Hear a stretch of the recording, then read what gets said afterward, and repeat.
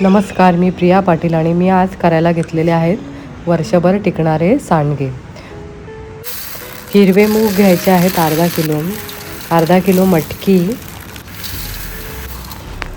1 kilo मी तुरीची डाळ घेतलेली आहे, अर्धा किलो मी मुगाची डाळ घेतलेली आहे आणि यामध्ये मी पाव किलो चण्याची डाळ घेतलेली आहे आणि अर्धा किलो उडदाची डाळ घेतलेली आहे. हे सर्व आता एकत्र सर्व मिक्स करून घ्यायचं आहे आणि आपण 1 तासासाठी हे कडक उन्हामध्ये सर्व सुकवण्यासाठी मी आता ठेवलेलं आहे. 1 तासानंतर एका मोठ्या पातेल्यामध्ये सर्व डाळी घेऊन त्या स्वच्छ पाण्याने आपण धुवून घ्यायच्या आहेत 2 ते 3 वेळा. हे सांडगे 2 पद्धतीने करता येतात. जर का या पद्धतीने तुम्हाला करायचं नसतील तर आपण जेव्हा डाळी सुकत घालतो 1 तासानंतर तुम्ही त्या सर्व डाळी गिरणीतून भरड दळून आणायच्या आहेत आणि नंतर मग ते पीठ भिजवून आपण सांडगे करू शकतो. पण मी हे आज डाळी सर्व भिजत घालणार आहे आणि नंतर मग मी घरीच ते मिक्सरमध्ये त्याची भरड करून घेणार आहे. स्वच्छ धुवून झाल्यावर पाणी भरून ठेवायचं आहे त्याच्यामध्ये आणि मग झाकण देऊन 5 ते 6 तासासाठी या डाळी आपण भिजत ठेवायच्या आहेत. अशा पद्धतीने केल्यामुळे आपल्याला घरच्या घरी या डाळींची भरड आपल्या मिक्सरमध्ये करता येते. 5-6 तासानंतर तुम्ही बघू शकता डाळ मस्तपैकी भिजलेली आहे.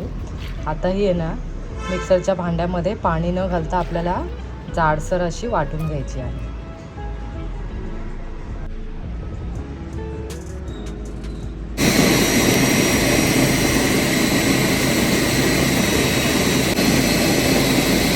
लसूण बघा मी इतका घेतलेला आहे आणि या सांडग्यांसाठी आपण घरच्या घरीच सोलून घेतलेला लसूण वापरायचा आहे.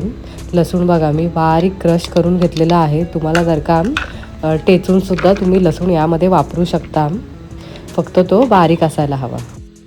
कोथिंबीर,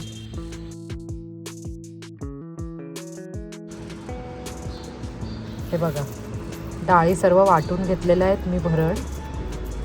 आता याच्यामध्ये ना आपण आता क्रश केलेला लसूण,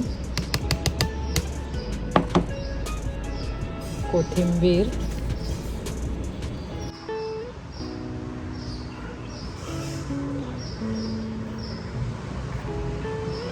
दोन चमचे हळद,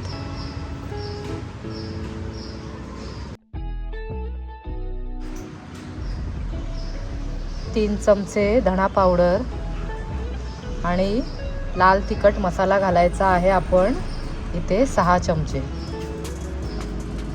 हे सर्व मसाल्याचं जे प्रमाण मी घेतलेलं आहे ते तुम्ही तुमच्या आवडीनुसार कमी जास्त करू शकता.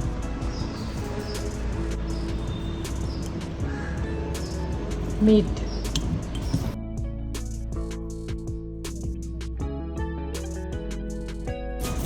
दोन चमचे मिठाचा वापर केलेला आहे. आणि आता हे सर्व जे जिन्नस घातलेले आहेत ते सर्व आपण डाळींमध्ये मिक्स करून घ्यायचं आहे.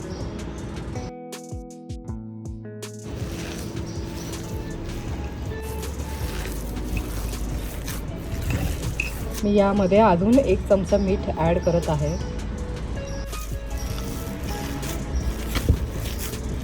मिक्स करताना आहे ना व्यवस्थित मिक्स करून घ्यायचं आहे, कारण आपण जे ॲड केलेले मसाले आहेत ते सर्व सांडग्यांमध्ये त्याची चव उतरली पाहिजे.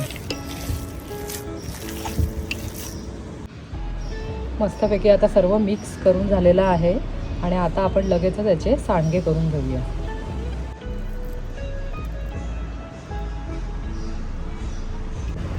अशा पद्धतीने आपल्याला छोटे छोटे सांडगे करून घ्यायचे आहेत.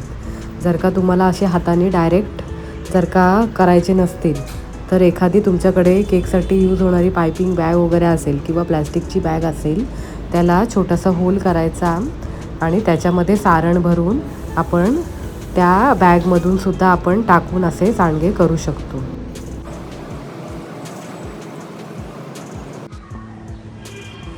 मस्तपैकी छोटे छोटे सांडगे माझे आता मी टेबलवर ठेवलेले आहे सुकवण्यासाठी. आता 2 ते 3 दिवस आहेत ना हे सांडगे मस्तपैकी सुकवून घ्यायचे आहेत. दिवसा कडक उन्हामध्ये आणि रात्री फॅन खाली ठेवून हे सांडगे पूर्णपणे सुकवून घ्यायचे आहेत.